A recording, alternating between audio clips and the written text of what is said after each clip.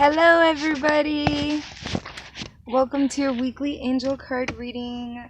This is for the week beginning December 11, 2017. So today is Monday. I've procrastinated to do this video. I'm actually during this retrograde feeling really kind of shy with myself. Yeah, so that being said, I do have my cards even in spite of moving. I know where my other cards are, but I took my daughter this weekend to Barnes & Noble's because we love reading books, and I picked up a couple books and for myself and for my daughter, and I also got a couple new decks, and this is one of them. It's Past Life Oracle Cards by Doreen Virtue and Brian Weiss.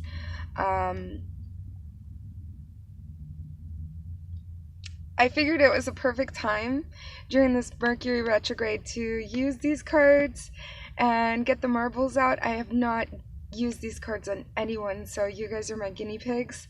I don't know, if you guys have watched my videos for a while, you know how I feel about Doreen Virtue's cards.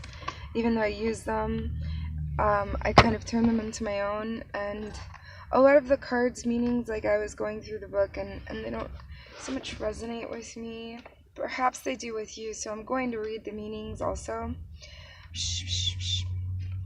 So I haven't spent a great deal of time. Oh my gosh, the first card just jumped right out with these cards, and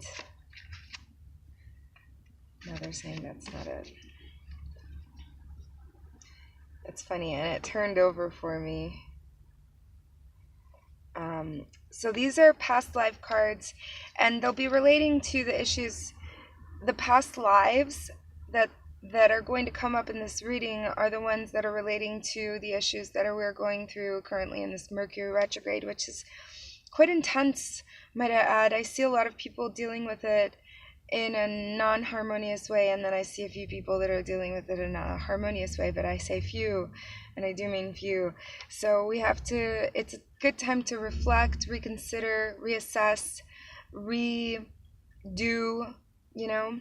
It's a good time to pick up old projects and tie up loose ends from the past. So I keep pulling out this card, but they're telling me no. But this one, yes.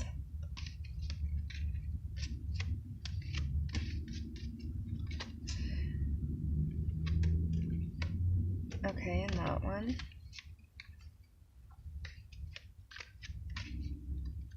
And they want me to pull the top card. Okay. So yeah, this one's a bit different, guys. I like that all of the decks have a different way. I'm going to start with a card that flew out, and it came out face up. Finances. I guess because it's Christmas time, we're spending a boatload.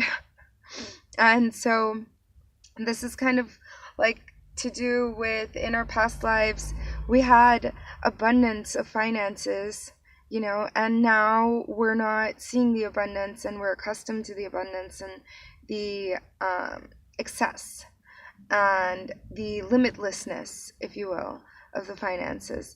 And it's bleeding into this existence. It's entanglement that we have to close those chapters. So we need to have a mindset that is going to perpetuate and bleed into reality.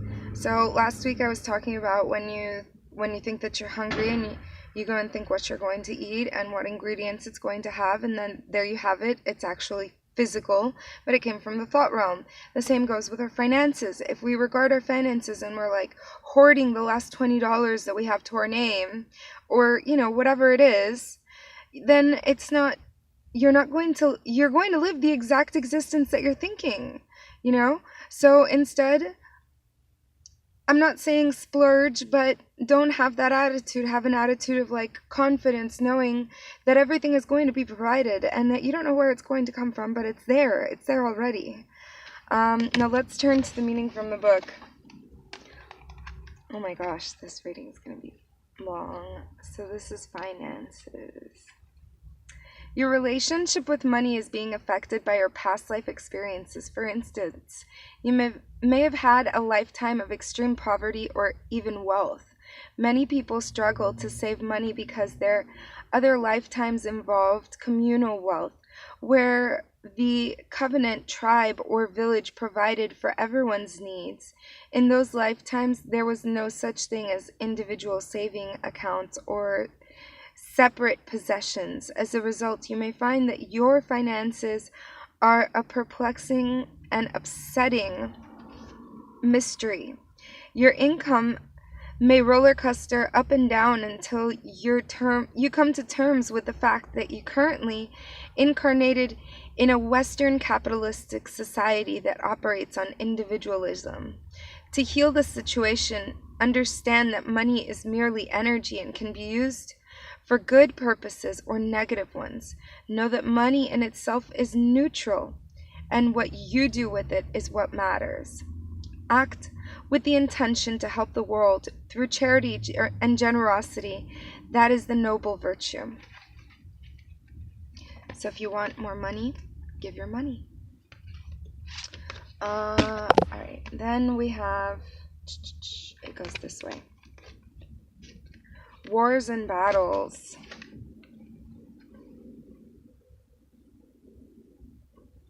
This has to do with the Mercury retrograde. The wars and battles that we're dealing with currently inside of our mind, inside of our existence, in relationships, at work, in our living space, in our sphere, in our physical, three-dimensional existence. We're dealing with a lot of wars and battles. And how do you deal with them? How do you deal with them? Do you come from a place of anger, resentment, fear? Or are you going to come from a place of love and harmony? Are you going to respond to the attacks? Do you know?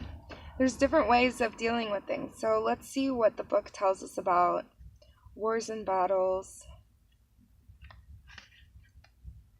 This card indicates that you suffered or were killed in war in previous lifetimes. Your unconscious will tell you whether you were a soldier or an officer or a civilian who was a casualty during a battle. That lifetime could have turned you into a pacifist, or it could have made you conflict phobic, or it could have you cannot stand any measure of violence or even loud voices. Conflict phobia prevents relationships from deepening. As a part of the authenticity stems from sharing your true feelings with each other. I guess I do have conflict phobia. Myself, anyways. Conversely, that lifetime may have filled your heart with anger and the desire for revenge. In such a case, you would have difficulty controlling your temper. This may even lead to addictions in your attempts to bring about peace. If you have the natural warrior spirit, it's important to channel it in peaceful, constructive ways. For instance, being an activist for a positive social change or legal advocate who advocates for champion underdogs. It's interesting. So then we have the next card here is Angels. I love that they came up for the angel card reading, and we're doing past lives. You drew this card as a sign from your guardian angels who have been with you throughout your soul's history. In between each lifetime, your angels work with you to review the lessons you've just learned. They also help you to prepare and plan for your next lifetime journey. You may have functioned as an angel during your time in heaven. You helped guide and heal your loved ones just like your angels do for you. As a result, you hold a deep love for your guardian angels. Your guardian angels know all of the details of every lifetime. They can help you gently recall significant memories that will allow you to heal your perspective in life. Call upon your angels as you're falling asleep to reveal relevant memories while you're sleeping. When you wake up, you may not recall all of the details of your dream. However, Once you prepare to consciously remember your past, the material will be given to you. You'll only remember what you're emotionally able to handle. In addition, archangels Michael, the angel of courage, strength, and protection; Raphael, the angel of physical and emotional healing; Raziel, the angel of God's secrets and mysteries, will help anyone who calls upon them. Like archangels, they're unlimited and non-denominational. They can be with everyone simultaneously, offering their unconditional loving power. I love that card. And then we got Celtic.